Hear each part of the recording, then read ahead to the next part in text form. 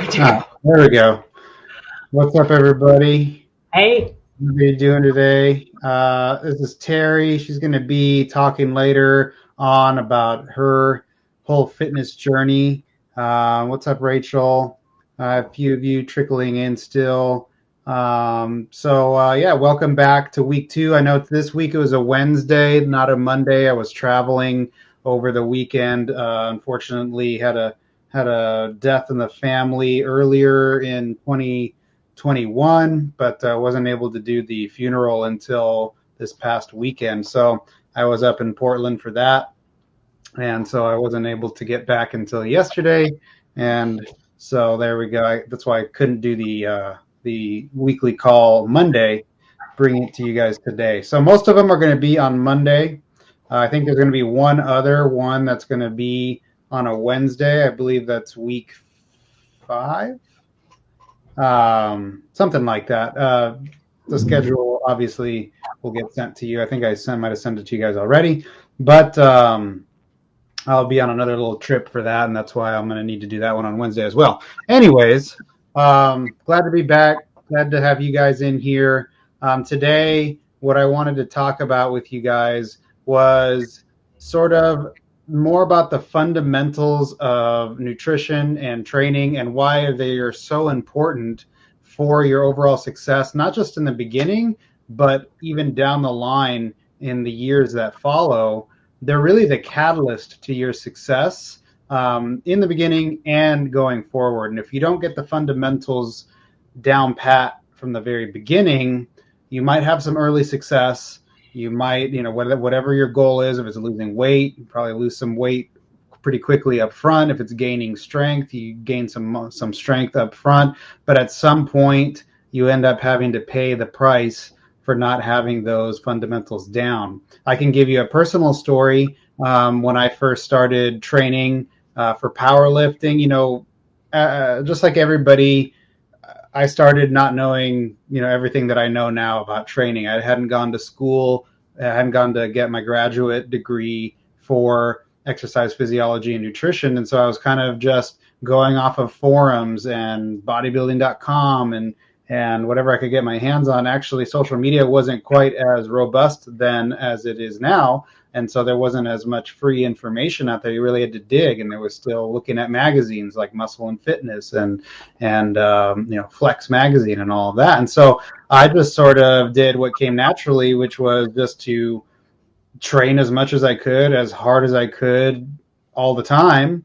I came across some stuff with daily undulating periodization when it was really popular back in like 2014, 2015, where people were just going crazy with doing as much volume with the squat, bench, and deadlift as they could. Long story short, although I got very strong, I won some powerlifting competitions. I set some state records. At a certain point, I hurt my back really badly, to the point that I had to stop training entirely for several weeks. And it took me actually a couple of years to get back to a place where I could train heavy with those movements, with the squats and the deadlifts. And even today, I have to be careful about it because I had a really serious back injury that may never fully, completely go back to normal. And so had I known then what I know now, I would have trained differently to a point. And who's to say if that back injury was completely preventable? Maybe it was a hereditary thing that I was going to run into eventually. But I really feel like I would have at least decreased the severity of what happened to me. And maybe to this day would still be able to compete in powerlifting at a high level had it not been for my rush to get as strong as quickly as possible. The same thing happens in nutrition, right? So when I first started losing weight back when I was 18, I did so in a way that may not be the best or the healthiest way to go about it. At least it wouldn't be the way that I would suggest my clients do it today. But it was all I knew at the time. So what I started doing was I cut out fast food. I started eating what I thought were clean foods, which to me at the time was like fruit and chewy bars and just like random things like that. It's a wonder what marketing does, right? They convinced me with their commercials that things like Chewy bars were the healthiest thing on the planet. Cliff bars was another one. And I ran. First I started on the elliptical and did 30 minutes a day. Then I worked that up to 60 minutes a day, and then I started running 60 minutes a day, and that was every single day. I lost a lot of weight. I went from over 300 pounds down to like 180 pounds over the span of like 6 months, which is pretty quick. And luckily, I was spared from having a lot of the issues that you might see with like the Biggest Loser competition. If you guys are familiar with that TV show, where these people lose like hundreds of pounds, and it's amazing, and they make this huge transformation. But then if you follow them for the years to come, they balloon back up. They gain a lot of that weight back, and they have a lot of issues with their metabolism and their health. And a lot of it is because they just didn't learn the fundamentals of nutrition and learn the fundamentals of how to control your appetite and your portions and how to exercise correctly. And so it comes back to bite them later down the road. But of course, they don't show you that in the show, and they don't do follow-ups to say, hey, what happened to, so-and-so who lost 200 pounds, because that would be bad for business, right? And so whether it's losing weight, whether it's gaining a bunch of muscle. I know some of you are trying to gain a bunch of strength and muscle. You're just starting out more on the beginner side of lifting weights. And some of you are trying to improve your body composition. I think the key message I want to bring home is don't sacrifice the long term for, short term glory, right? Don't try to, get those quick fixes and those easy wins up front at the expense of your long-term success and your long-term health, right? There's still a lot of coaches out there, unfortunately, especially with the flood of online coaches over the last, year and a half, 2 years, once kind of COVID hit and, everybody had to go from being in-person only to online. There's been a flood of maybe more inexperienced coaches, more inexperienced trainers or quote unquote nutritionists who still rely on old school techniques, old school bodybuilding, bro science techniques that aren't really 100% helpful in the long run. And they seem to produce quick results up front, but they don't really actually help you to create that lasting habit change, if that makes sense.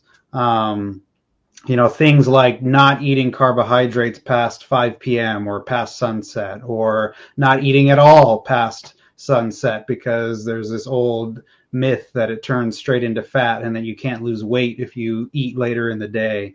Things like, certain foods being off limits, certain foods creating more of a calorie deficit or creating more of a fat burn. Like in bodybuilding circles, there used to be this sort of saying or just sort of belief that tilapia and asparagus thin the skin and help you to lose more fat. Yeah, Julie says, or you got it right, Julie. Fish and broccoli or fish and asparagus thins the skin, helps you lose that last, the few percent or last few pounds of body fat. And while that is probably true in some respect, it's not for the reasons that they would have you think, right? They would have you think that they're magical foods that happen to ramp up the metabolism, when in reality what it is, tilapia is just like basically has no fat. And so it has less calories. Asparagus has less calories than maybe something you've been eating before. So if you're going from eating, say, chicken, broccoli, and rice to eating only fish and asparagus, you've cut out those carbohydrates from the rice. You've probably decreased some fat intake from going from chicken to tilapia, even though it's not that much, but there's a little difference there. And now you've created a bigger calorie deficit, which means you're going to lose more weight, right? So that's the magic of it. There really is no magic. It's just common, thermodynamics, fundamental stuff. And so there's a few things that I could go over, like the misconception that more volume always equals more gains. And that's sort of the misconception that I fed into with early on with my training. If I train harder or I train more often or I do more in the weight room, I'm going to get more gains. And while that is true over the short term, and while that may be true if you look up a scientific study over 8 to 12 weeks or even 16 weeks showing that people who are on a higher volume program, more sets, more reps, more frequency, whatever the case may be, do gain more strength and muscle than somebody who's got less volume. If you carry that out over months and years, perhaps, 6 to 12 months, we'll say, there may be a regression in this group back down simply due to what we call, dropouts or attrition. So these people here are on so much volume that it's not sustainable for them. And they start to get injured, or they start to have to cut back on their volume, or they get burnt out completely and have to stop training for a few weeks, and they lose a lot of those gains that they had gotten. Whereas this group down here, although they were on a lower volume, it was a more sustainable volume for them and their body and their lifestyle. And they keep seeing that incremental rise without having those big sharp drops because of injury or what have you. And so it's sort of the tortoise and the hare approach, right? Yeah, you can go faster from the beginning and really put the pedal to the metal, but are you going to have enough gas to get you to the finish line, right? So that's and that's something that I wish there was like a one size fits all like chart I could show you guys of here's how much volume you should do as a beginner and as an intermediate and as an advanced person, but it's really individual. And that's where having either the education that you can get yourself or hiring a coach to help you to set the bar, to set the program for you as to how much is good for you, and having that feedback where they set a certain program for you. Let's say it's 5 days a week of training, an hour a day of training, and you're getting a little bit of aches and pains and you're not sleeping as well, and some things like that are starting to creep up. You talk with your coach and they adjust the program. Maybe it's better for you to go to 4 days per week of training and try to consolidate some things, even though in your head you want to do more and you want to get those gains. Doing less in that respect actually helps you to do more in the long run, if that makes sense. Another one that I harp on a lot on my Instagram is like always training to failure, having super intense training sessions all the time. And this is one that's really hard for people to wrap their head around, that you don't necessarily need to walk out of the gym feeling like you just have nothing left to give, right? That you have just got hit by a truck and you're completely exhausted. That isn't necessarily good every single time. And in fact, you should only have sessions like that, a couple times a week at most. The other sessions out of the week should be much more sustainable. You should walk out of the gym feeling like you do still have a little bit left in the tank to give.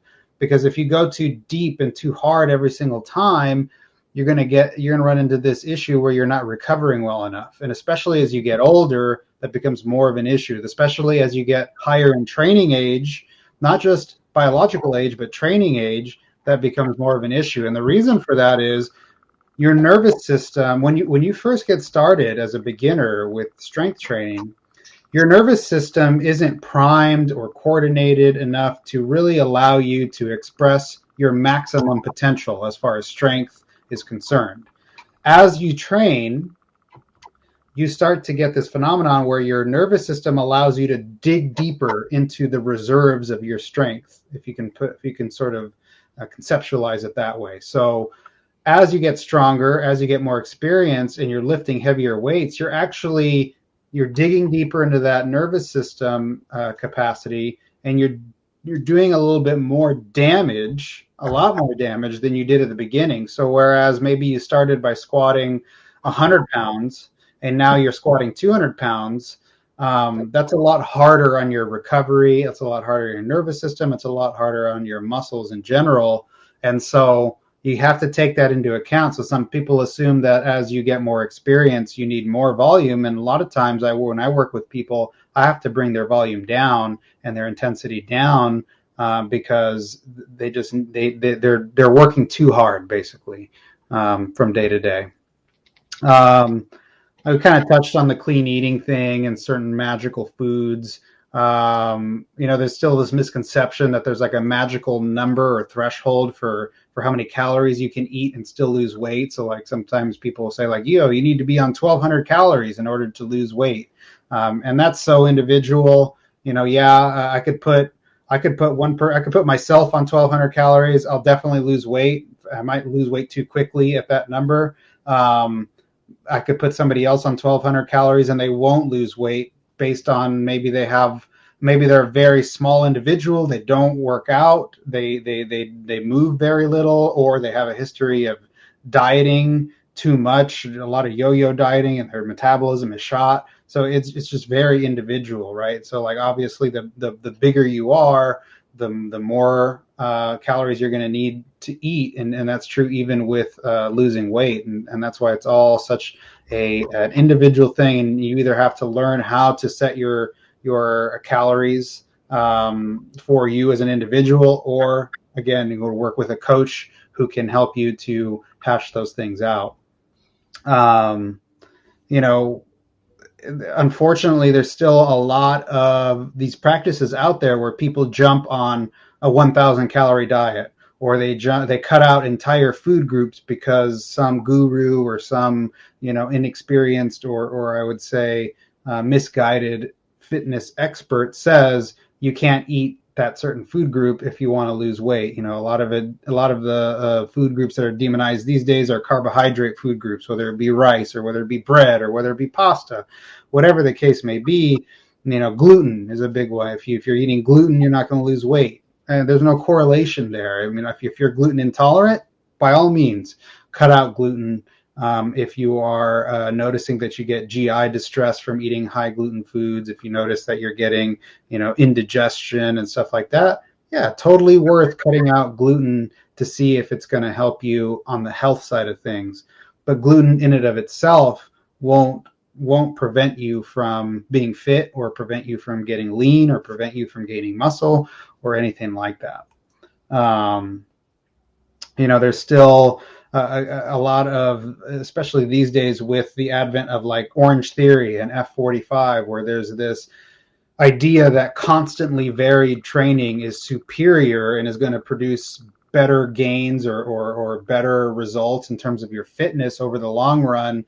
And really what they're relying on there is just the, just the component of feeling like it's new every time and exciting every time. And so therefore it must be working better because, every single time I go to the gym, it's something new and I'm exhausted every time.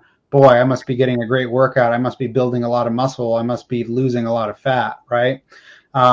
When in reality, the best physiques, the strongest, the most aesthetic physiques in the world, they got that way by doing literally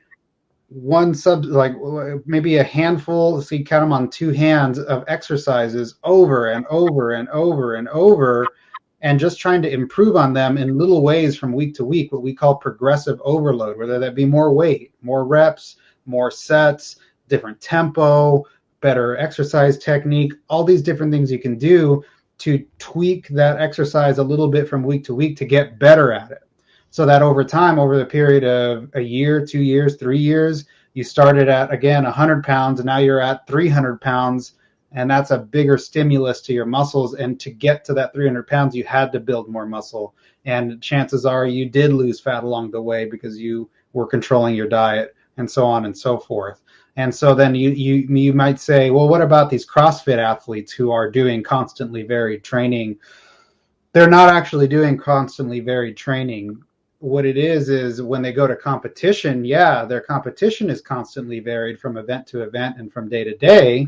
But their program that they follow to get into the kind of shape where they can do what you see them do is very much this, similar from week to week. And again, only improving and changing little things from week to week to improve their overall fitness. They've just gotten so strong and so good at some of those things that you see them do that even if they get thrown that constantly varied challenge, they're in such good shape that they can kind of adapt to anything that you throw at them, if that makes sense. Sort of like an athlete, right? An athlete is strong and fast and agile and can jump so high and blah, blah, blah, so that when they're on the field, it doesn't matter what's thrown at them, they're able to overcome it with the fitness that they have. And sort of the same thing that happens with those CrossFit guys, believe it or not.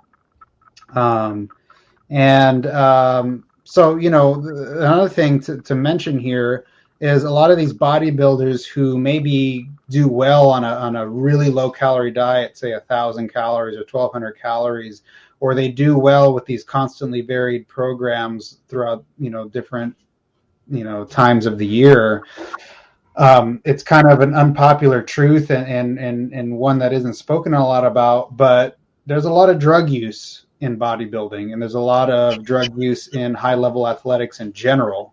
And so when you see the fitness influencer who's 220, we'll put it for a guy's perspective, who's 225 pounds, 6 foot tall, 6% body fat all year, that's not normal.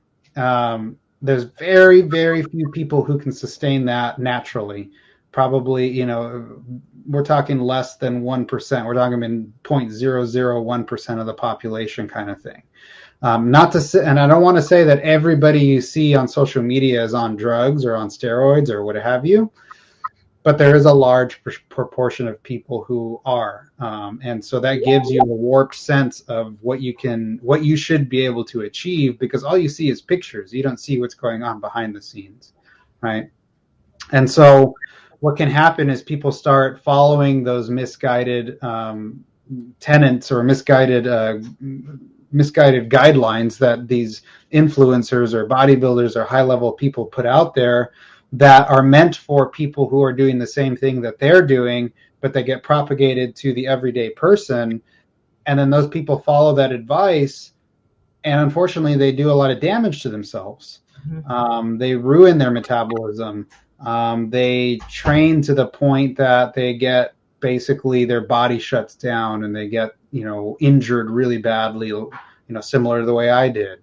And so that's kind of why I wanted to talk about that tonight, for even, no matter where you're at in your journey. If you're really advanced, whether or you're just kind of more on the beginning side, it's not too late to turn things around and get those fundamentals in place. In fact, if you're kind of advanced and you're, say an intermediate, you've been training for more than a year, but you're feeling stuck and like you are not able to make the progress that you wish you could make, or the progress that you were making early on, a lot of the times what I see in people that come to me in that position is some sort of fundamental is not quite there.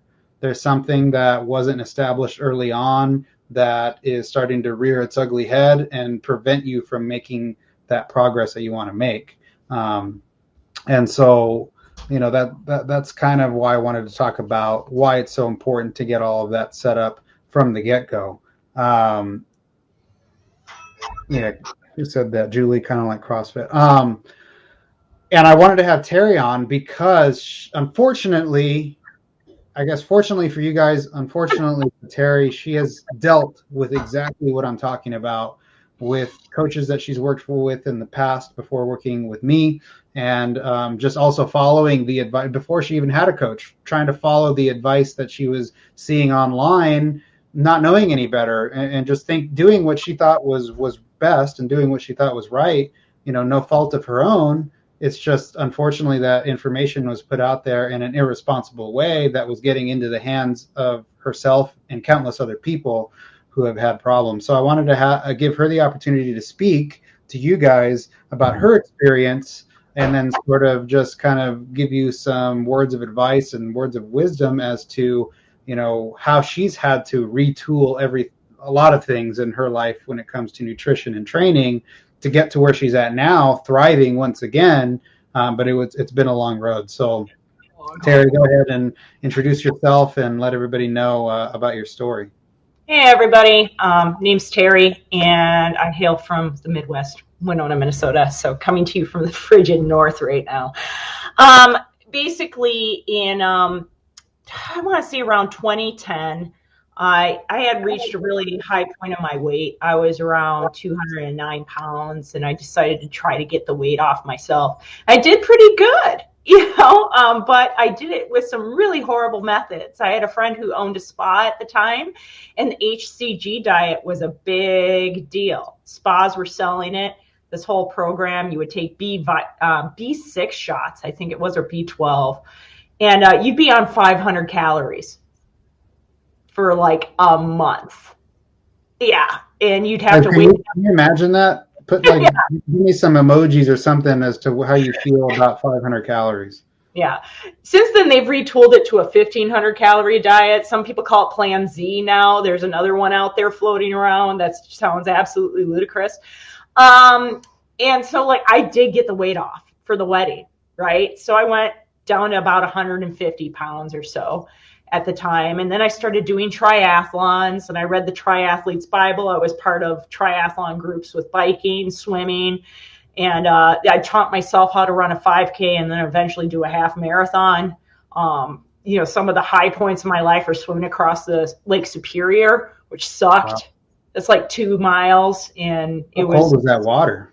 It was under 68 degrees. It was wetsuit mandatory. And like little known fact, I peed myself in the wetsuit 3 times just to keep my body warm. Wow. And that's a method people will use in long distance swimming to keep themselves warm. So when I got out, I was shaking, and they actually had to put me in a cabin and warm me up because we were a risk for, my body fat was so low at that point. In 2015, I had started working with a trainer, and we got my physique down so I could compete at a lighter weight in triathlon. And when you're lighter in weight, the bike goes up a hill a lot easier than when you're heavier. And we did that, and then we transitioned into bodybuilding. However, I was taught macros. At first we started with a meal plan, then we did macros, and I continued with this person for probably, I don't know, I want to say 2 years, almost a full 3 years. And when we got done with bodybuilding, my last show, I think I had a diet at about 800 calories for 6 months to get dialed in. And immediately afterwards, I was put on 1,500 calories thinking, oh, that's what your maintenance is at. But what people don't understand is your body adapts to a lot of movement and low calories. And it's like, I'm cool. This is where I survive at. You go over that tipping point, you start adding calories in without a method, you're going to gain weight. Mm-hmm. Yeah, like I gained weight. I went from, like at one point being a nationally qualified bodybuilder to being back up in the 200s again in under a year, which is just insane. And just to let you guys know that story is not uncommon with bodybuilding, and unfortunately it has happened a lot. People go from being in the best shape of their life, at least from what it looks like on the surface, right, body fat wise, to being twice the weight that they were on stage, and it happens quickly.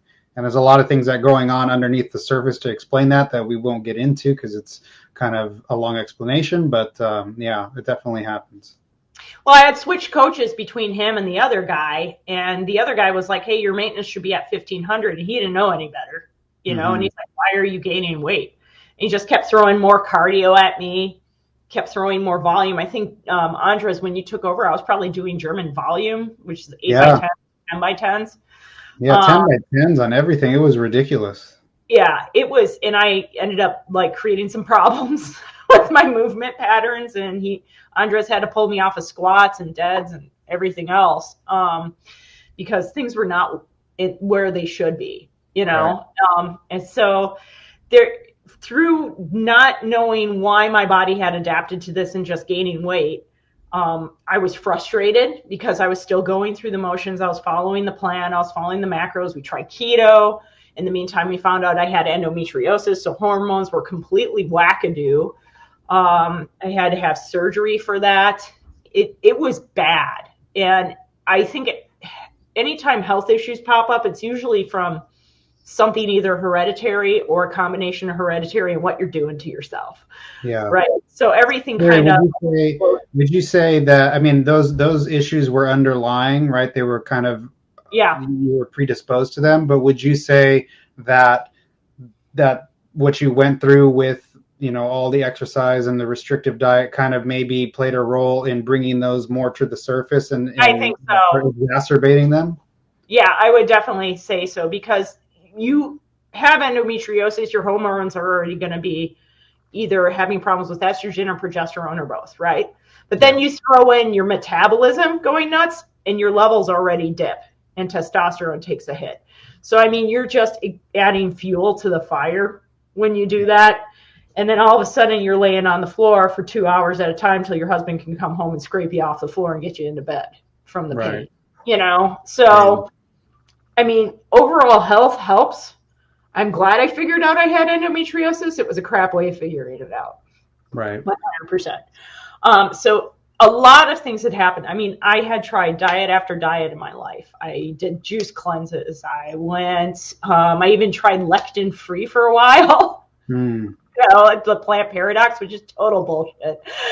And will end up just costing you a lot of money to buy everything pasture raised, by the way. Like, it's nuts.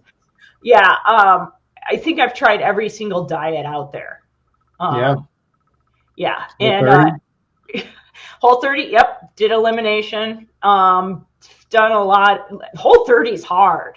It is hard. It's really hard. So that's a good example of what I was kind of talking about, where some people will try to go on this diet indefinitely. Whole30, forget those. Have you guys heard of Whole30? Let me know in the chat. Some people try to go on that diet indefinitely. And if you haven't heard of it, it's a very restrictive diet where you basically are limited to meat and vegetables, right? Yeah. Because you can't even have grains, and you're not supposed to have sugar and no alcohol and blah, blah, blah. It's kind of like, if you guys have heard of paleo, it's like kind of like paleo, but more intense. And so people will try to go on this diet indefinitely, and it's bad news when it's supposed to be a 30-day, Whole30. It's supposed to be 30 days. Sort of like an elimination diet, so you can gauge whether you have some allergies to certain foods and things like that. Reason I have that cookbook is just it sometimes has some really good recipes in there that are tasty and you can add to them. But also, my wife had to go on an elimination diet because she had Lyme disease, so it was just easier to stick to sort of the tenets of that as general guidelines, and to have this cookbook was nice just to be able to mix things up. But go ahead, Terry. I think the only thing that was harder was HCG and the juice cleanse for 30 days. Yeah. Like they all suck.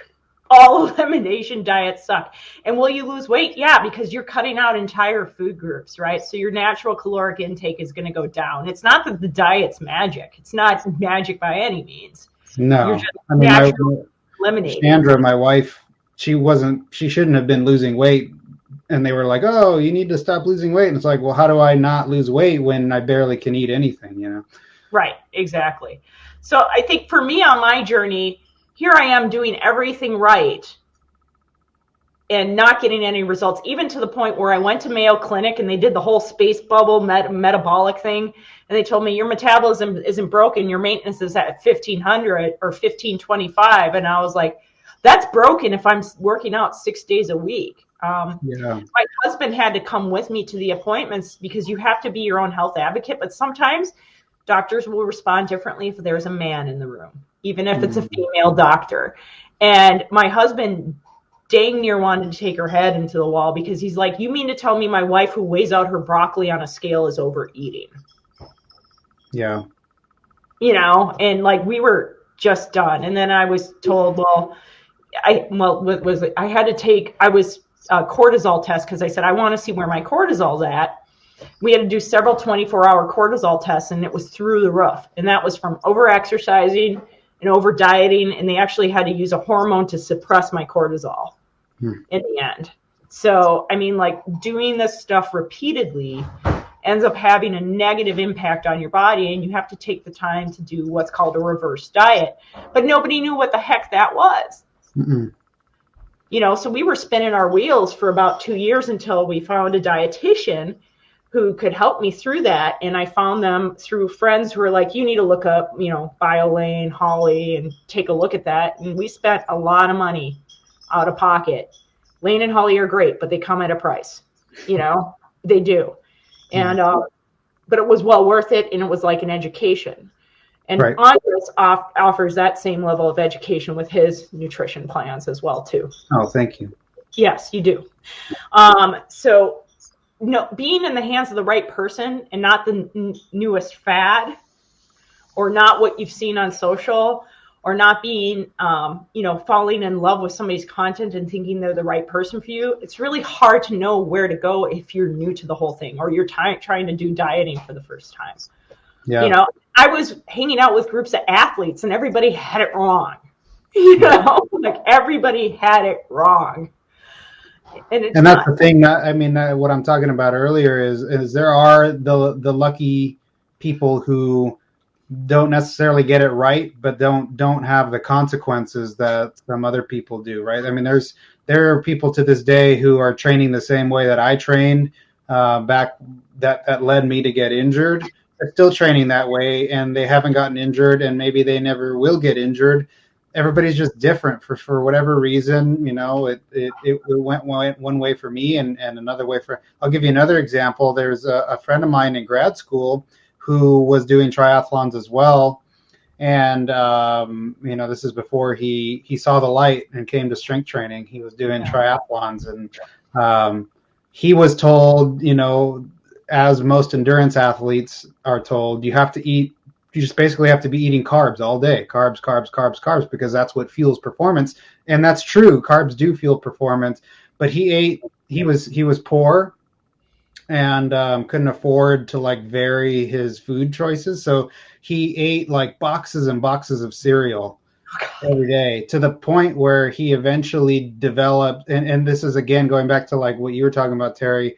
He probably had a genetic predisposition to being gluten intolerant or having a gluten sensitivity, but he ate so much cereal, it's basically all he ate, that it exacerbated that, and he is now, to this day, he doesn't do well with gluten. He has to stay away from it.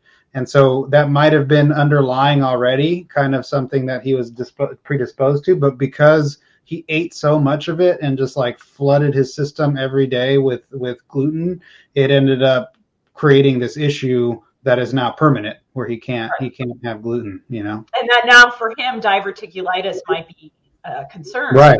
Now he's got other concerns. If you're gluten intolerant or gluten sensitive, now you're predisposed to other gastrointestinal issues down the line. So, and I have gastrointestinal issues too, right. From the right. So these are things that you just don't sometimes, and that's where I was saying earlier. There's well-intentioned advice. I'm not trying to say that all these people who put advice out there are trying to hurt people. I don't think they're trying to hurt people. I just think they don't know any better. They haven't gone to school. They haven't done their independent research or really investigated what the down the line effects of what they're saying, and it can really have lasting effects that you didn't really intend to have. Right. And I think one of the worst effects is how this affected my relationship with other people. Mm-hmm. You know what I mean? Being obsessed with diet culture and, putting John, my husband, through bodybuilding competitions is, looking back, that's incredibly selfish. Yeah. But he supported me because he loved me. But in the end, it ended up costing us more than just money. It ended up costing me my health. Right. So no, go ahead. No, I was so all those things have to be considered, when you go into self-improvement. How is this going to affect everything in my life? Am I ready for a change too? Right. Am I at the right time to start a change? And it's not to say, I'm kind of painting maybe a really dreary picture here for you guys, but I don't mean it to be that way. And it's not to say if any of you guys are wanting to compete in bodybuilding, I'm not trying to discourage you from that. I don't think Terry is either with her story. No. There is definitely a healthy and totally sustainable way to go about competing in bodybuilding or powerlifting or anything that you want to compete in, triathlons if you want to do that as well. Last week we had Rachel Jimenez on, and we talked about how we got her from a place where if we would have started a bodybuilding competition when she first came to me, she might have ended up with downstream health effects similar to what we're talking about today, because she also struggles, with female reproductive hormone issues, and she also has PCOS and things like that. So if we hadn't taken care of some things early on and just thrown her into a bodybuilding prep, and she was mentioning, she also had some issues with her relationship with food and things like that could have really blown up into some really bad health issues. But because we took the time to do things right, and she had to be patient. It took her 2 years or a year and a half from the start of hiring me as her coach to then be able to start doing the bodybuilding prep in a healthy way. So that's a long time for a lot of people to forecast out. They want it now. I want to compete now. I want to get in shape now. I know you want to get in shape, and so you might come to somebody like myself or any other coach who is looking out for your best interests, and they're going to tell you the same thing. Hey, we're about a year away from starting on the goals that you really want to accomplish. We're going to start some goals that are going to get you to that point, and you might say, no, screw that. I'm not going to hire you. I'm going to go hire this other guy who says I can get in shape right now. Yeah. You just have to be careful with that kind of stuff, because it can really bite you in the butt later on. And Julie says, yowling, I apologize. Right. I do want to see, and Andrea's like, if I were to go take it on, I'd take it on with you. If I were going to do bikini again, I don't want to get down to physique, and figure and physique are almost cross-breeding with each other right now. But bikini is a good entry level for anybody. Bikini, if you guys don't know, bikini is a little bit less intense because you don't have to get quite as lean. So that means you don't have to lose as much weight. The leaner you get, especially for females, the leaner you get, the greater the more exponential the risk gets to your health, because women have a lot more what we call mandatory body fat, because of the fact that women have to bear children, or the potential to bear children. So they have to, they carry more body fat than men do. So men can get down under 10% and maybe not experience quite as much 10% body fat. They maybe won't experience as much hit to their health, compared to if a woman gets below 10%. That's very dangerous. That has to be really closely monitored, and it can cause some issues. So bikini is you don't have to get quite as lean. If we're talking about physique, fitness, those kinds of classes, you're getting leaner. They value a much more cut physique, a much more lean physique, and so that has to be done with a lot more a lot more care. And a lot of times the best way to do that, if you're going to start, is to start with bikini, because early on you're not going to be carrying as much muscle anyways, more than likely. And over time, as your body adjusts to being able to get lean like that in a healthy way, then you can push it a little bit farther to get into that leanness for something like physique or fitness. And by that point, you'll have built the muscle that's required to fill out that class anyways. Julie, for physique, physique is between figure and women's bodybuilding. So and usually there's a body fat percentage with that. So if you're going to be doing physique, you're talking 9 to 11% body fat is what you're kind of looking at. And anything below that is going to be bodybuilding, but you better have mass. And as a woman, you're probably shooting up steroids to do that, to be completely honest. That's a really hard thing, and you will end up not looking as feminine as you might have wanted to. There's also a division they just created in the NPC called wellness, and it's very similar to bikini in terms of how lean you need to be, but it's they want you to have more muscle mass, especially in the lower body. So bigger quads, bigger glutes, bigger hamstrings, bigger calves. And they do value more muscle up top as well. So you almost could think of it like, physique or figure, but with bikini conditioning, if you want to think of it that way. So and in physique, you've got the bikini with the smaller cut versus I mean, Julie says it's been 20 years since she competed. So yeah, there's oh, another it thing. might be new then for her because they Yeah, it kind might be of new. added that in. Yeah. And you might be surprised even at the advent of bikini, say 5-10 years ago, how lean those girls got then, even compared to now. It's unfortunately or unfortunately, however you want to look at it, they've progressively gotten leaner and leaner over time. So like the girl who won the Bikini Olympia when it first started would get like last place today because she's not lean enough. And Yeah, so that bikini used to look like a Victoria's Secret model. right. Is what that used to look like. You're like, doable. Doable for most people. And that's another thing. You're looking at, say, there's differences in federations. For those of you who don't know, there's the NPC, which is like the amateur bodybuilding league for the IFBB, which is the professional bodybuilders. And those are your Ronnie Coleman's, your Arnold Schwarzeneggers, your Phil Heaths, who's the one who just won? Big Ramy, right? And the NPC is like the amateurs. So think of like the minor leagues versus of baseball versus the MLB or something like that.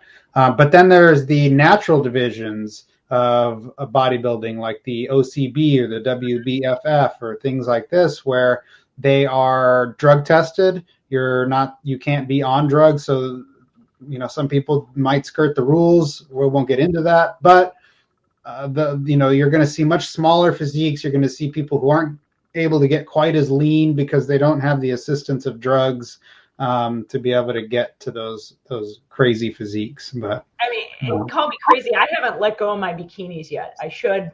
They're in a box. Hey, I still have my singlet in my too. So I still have them. I put so much money into those things. Julie said she still has hers as well. Yeah, I mean, there's nothing wrong with holding on to them either. They're memories.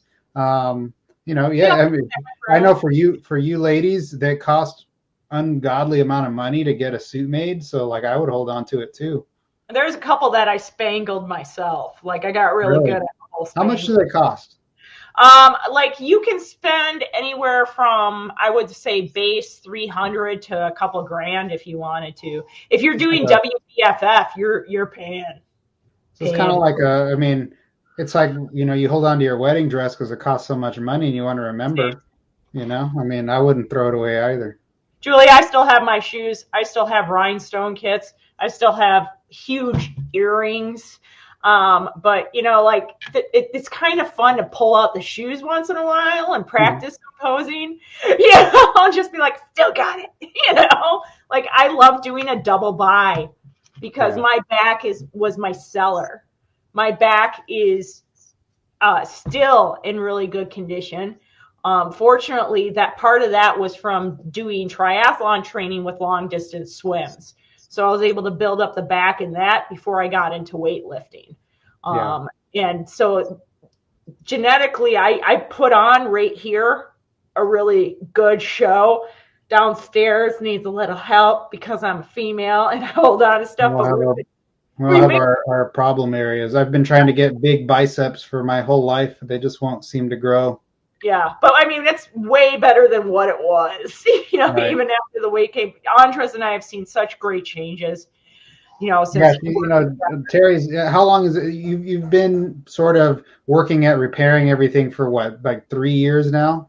Hardcore since 2019, May of 2019. So going on 3 years. So I mean, it's taken quite a bit of time.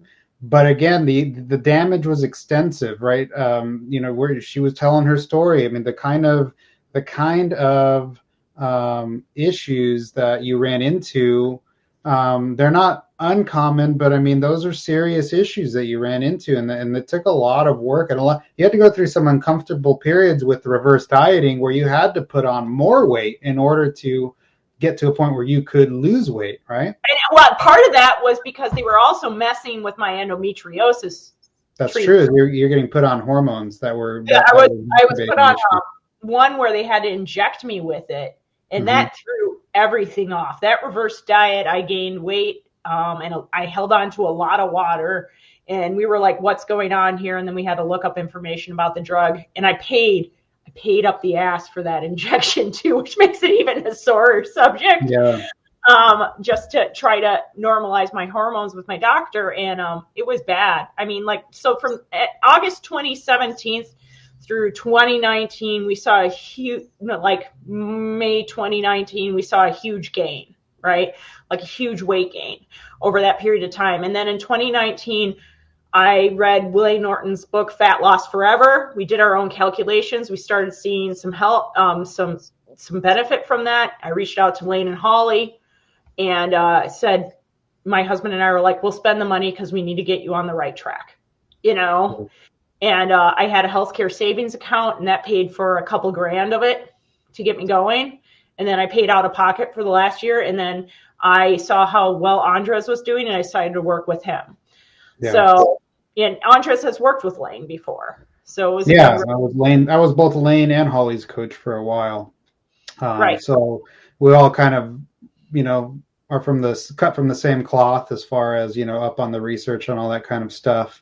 Obviously, maybe a lot of you have heard of Lane and Holly, or you follow Lane and Holly. Great people. We still have a good working relationship and stuff like that. So it's just it's more a matter of who you vibe with and connect with, and sometimes it's also a financial thing. I know Lane and BioLane in general is, they're a fine company and they've grown, and so it can get pricey. And so some people have to find other options. But you were my trainer even when I started with Holly. You were my trainer. Right. I said, if Lane's working with him, I want to work with him. Right. Yeah. So again, and that's why I wanted to have, Terry speak to you guys, because she's unfortunately for her been through the ringer and been through the dark side of all of the fitness industry has to offer. And again, as early on, I'm sure if Terry could go back and talk to Terry back in 2015, 2014, then she'd have a lot to say, because she's learned so much in the last 5-6 years, that she could probably coach people herself, because she's just got so much knowledge now. I do have a personal trainer certification, but I just don't have time. Hey, it's better than 90% of the online coaches these days, right? Well, and honestly, you can't be a good trainer unless you've been through the training experience. Exactly. Yeah. And I've had some shit trainers, and I know the difference between a shit trainer and a good trainer. So that in itself, if you're going to be a personal trainer, you should work with trainers. 100%. So let me open it up to you guys. Any questions you guys have, so we can answer those for you. You can throw them into the general chat or into the question Q&A portion of the chat. Let's get some questions going that I or Terry could answer for you guys. Yeah. Nothing's off limits. You want to talk even poop and how it affects your diet? Throw it in there. Doesn't matter. It's not off limits. Whatever you guys want. Sex drop off, go for it, because that gets affected during a diet too.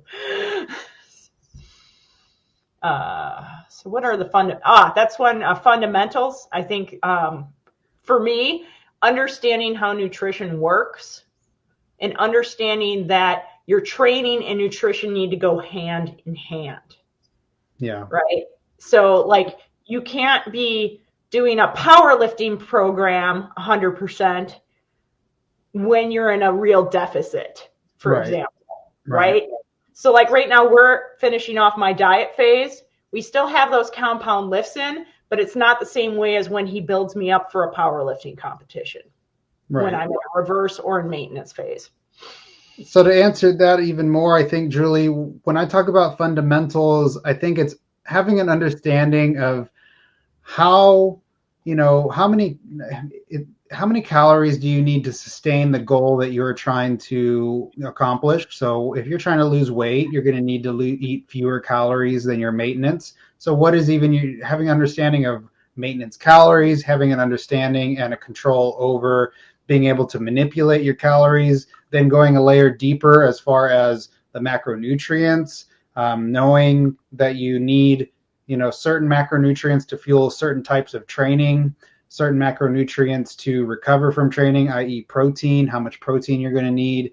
And on the training side of things, understanding what you're trying to do as the end goal of your training. If you're just trying to burn calories, then by all means, go in and do whatever you want on a day-to-day basis. Don't worry about a training program, and don't worry about trying to improve your numbers from week to week if all you're concerned about is burning calories.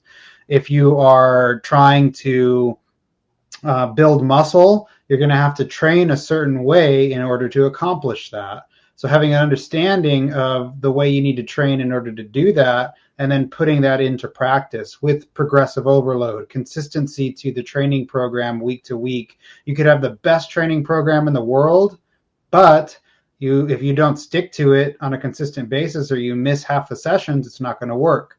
Same thing goes with when it comes to progressive overload. Now you're consistent every week. Well, each week you're going to have to push yourself that extra few percentage points to get better over time, right?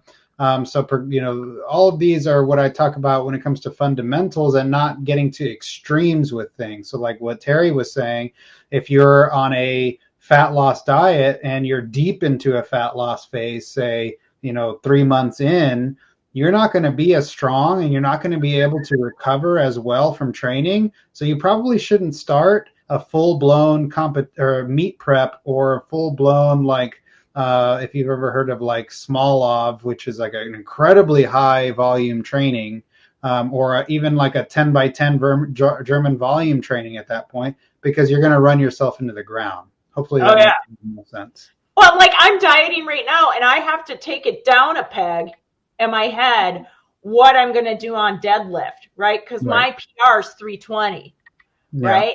And the other day I pulled 245 and I'm like, damn, that's hard. Exactly.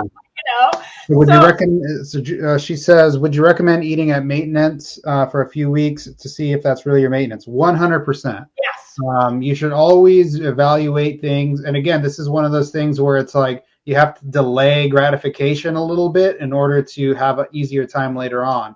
Because if you start straight at a calorie deficit, you might start a little bit too aggressive. Maybe the calculator underestimated how many calories you needed for maintenance, and now you start out on 1,000 calorie deficit on accident when you thought it was supposed to be a 500 calorie deficit. Well, that could have some consequences, because 1,000 calorie deficit to your body and to your brain is kind of like, oh crap, that's too much, right? And so now your hunger ramps up. Your hormones that regulate your appetite, your fat loss, and all that kind of stuff, they start to go crazy, and you might shoot yourself in the foot from the very beginning. So definitely, if you use the calculator that I provided you guys in the Facebook group, it's not going to, as long as you do a good enough job estimating your activity level, it's not going to be super far off. It might be off by like a couple hundred calories here or there at most, but that's not going to be enough to do any damage. If you notice that you do it for 2 weeks and you've lost a little bit of weight, that means that the calorie calculator underestimated your maintenance, and your true maintenance is actually a little bit higher than what was calculated.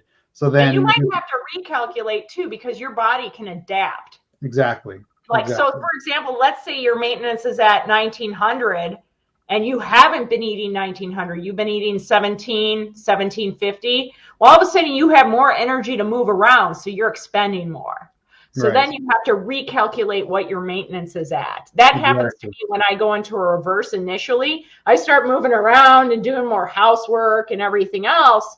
So things adapt. Even consider this. Maybe you got a promotion at work, which went from being a job that you were a little more active to now you're sitting a lot more throughout the day. That's gonna affect your maintenance calories, because you're going to be moving less, right? Yep. So you got to account for that too. So if something like that happens and you notice, hey, I'm just not moving as much throughout the day, you might have to recalculate your maintenance calories at that point.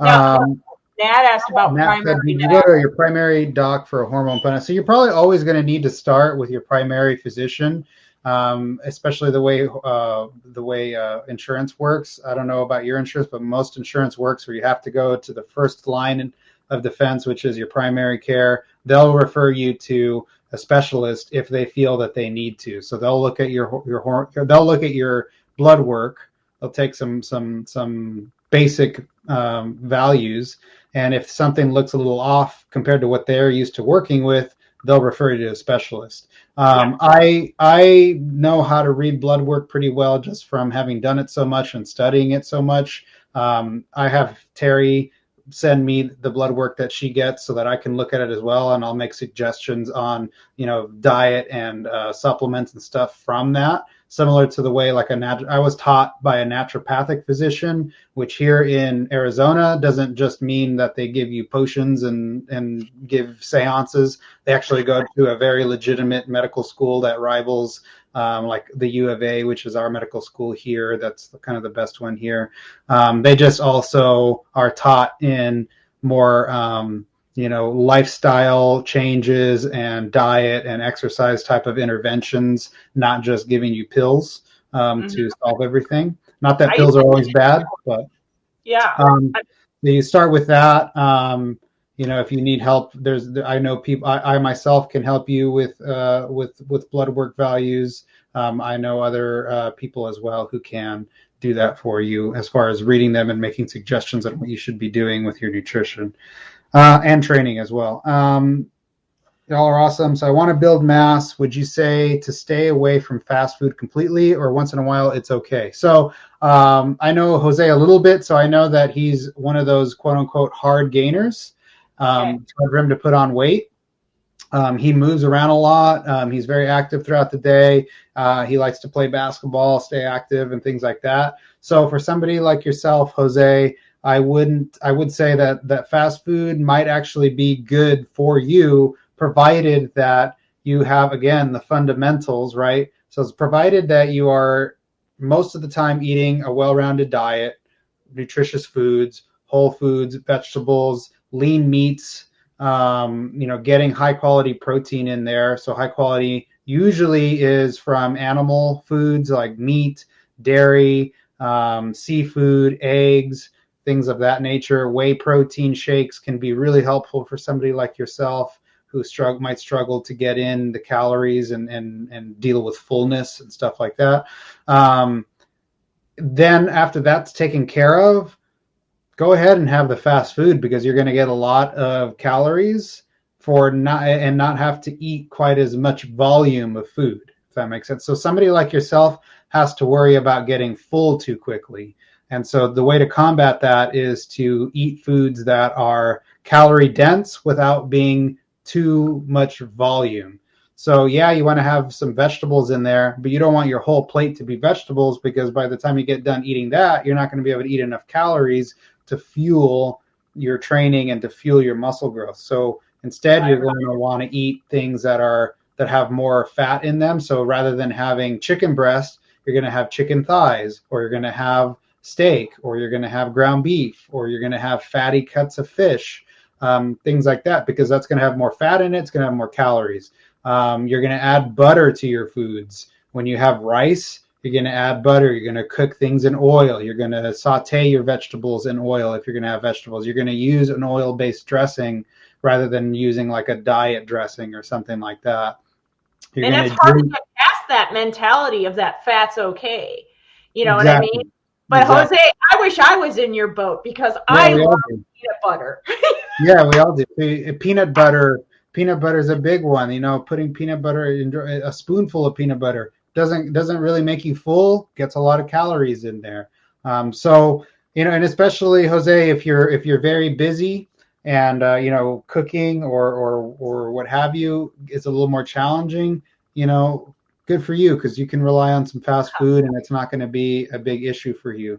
Eventually, I know Jose is only, I think, 18 years old, maybe 19 now. I don't know when his birthday is, but he, at some point you might see your metabolism slow down because, like we were talking about earlier, you're not quite as active. Maybe you get a job where you're sitting a little bit more. Maybe you stop playing basketball 4 days a week. Maybe you're only playing once a week with the homies.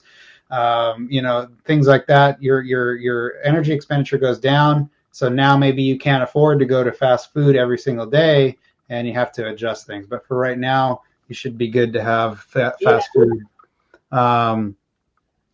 Let's see. It's crazy to start a diet or cut when stress is high. I got this one. Normal. Huh? I Yeah, got this one. we'll let Terry take it. So, yes, it's harder. 100%. Can it be done? It can be, but it's going to suck. I think you can do it if you have a consistent schedule and you make it a priority, but it's going to be a slog. Andres and I have experienced this.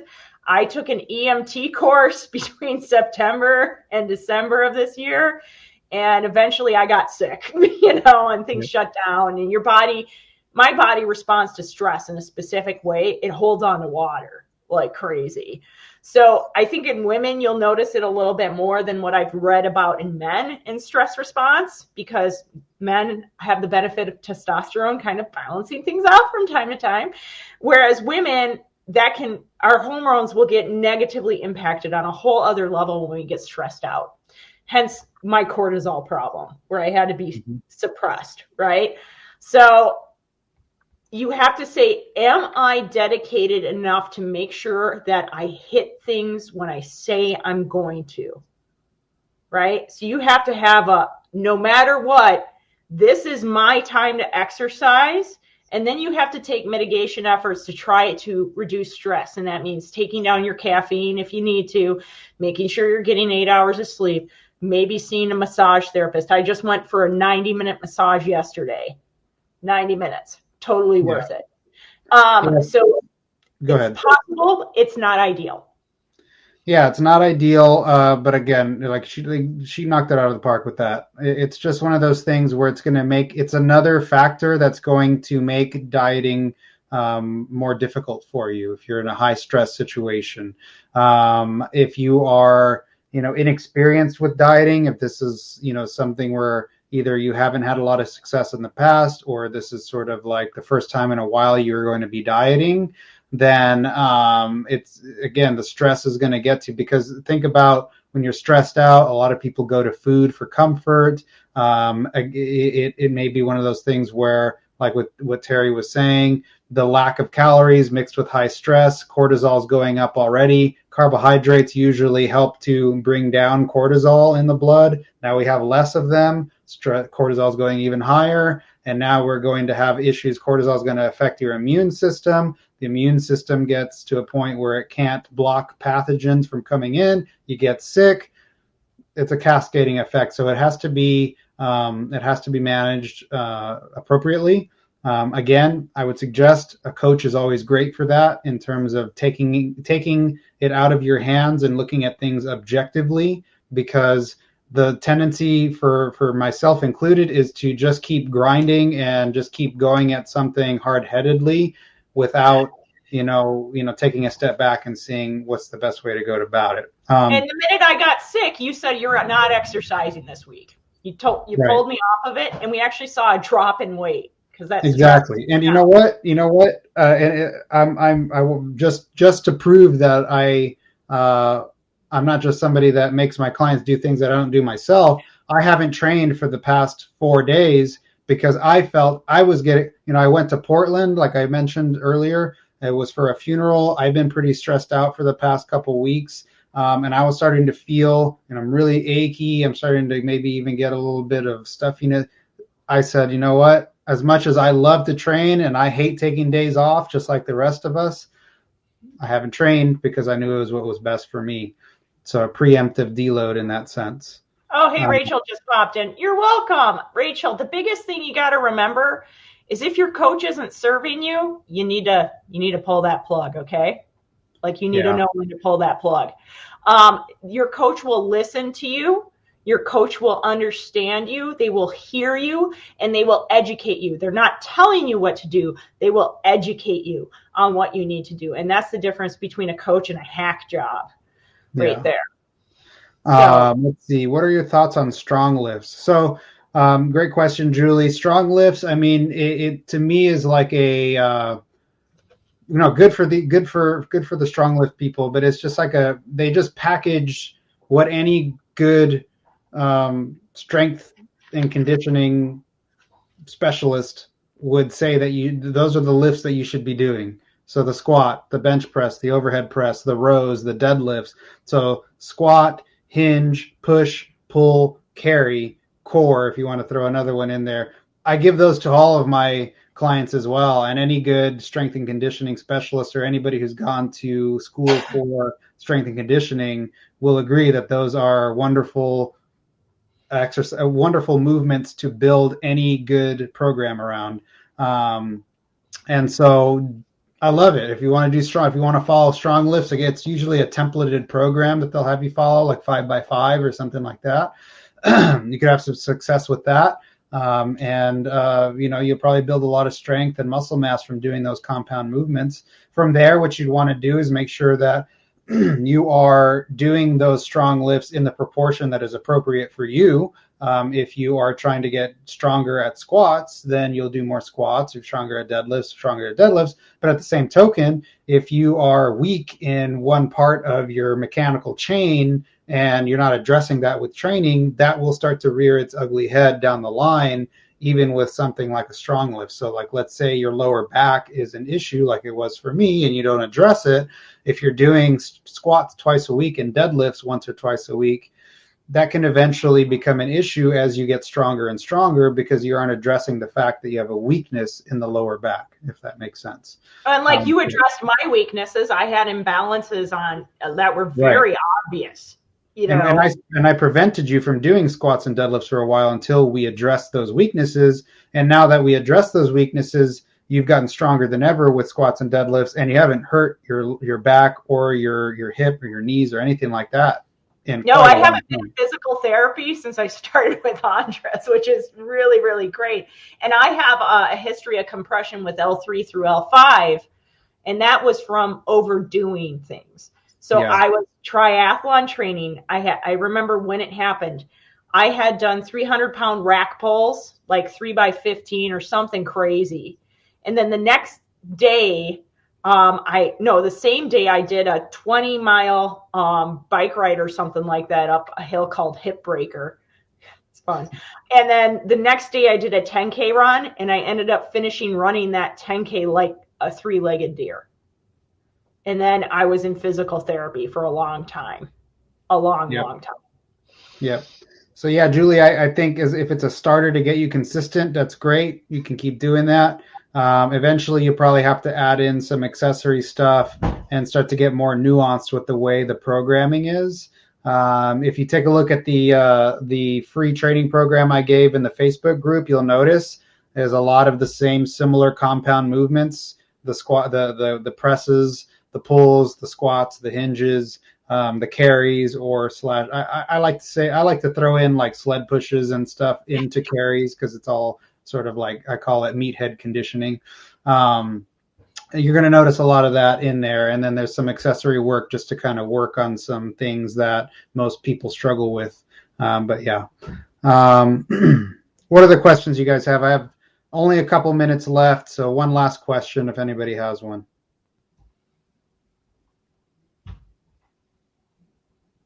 I'm looking at the box. Yeah. I guess everybody's good. Got it all. Yeah, I think we did. All right. Well, thanks, guys. I appreciate you guys showing up. For some of you, this might be later in the evening. I'll see you guys next week. Next week, it will be on Monday, same time as it was today, but it will be on Monday. I'll have another guest speaker for you guys. Give Terry some love. Throw some hearts in here. She's amazing. Keep reaching out to her in the Facebook group if you have questions, and myself as well. Again, thanks so much, guys, and we'll see you next week. Okay. Thank y'all. Take care.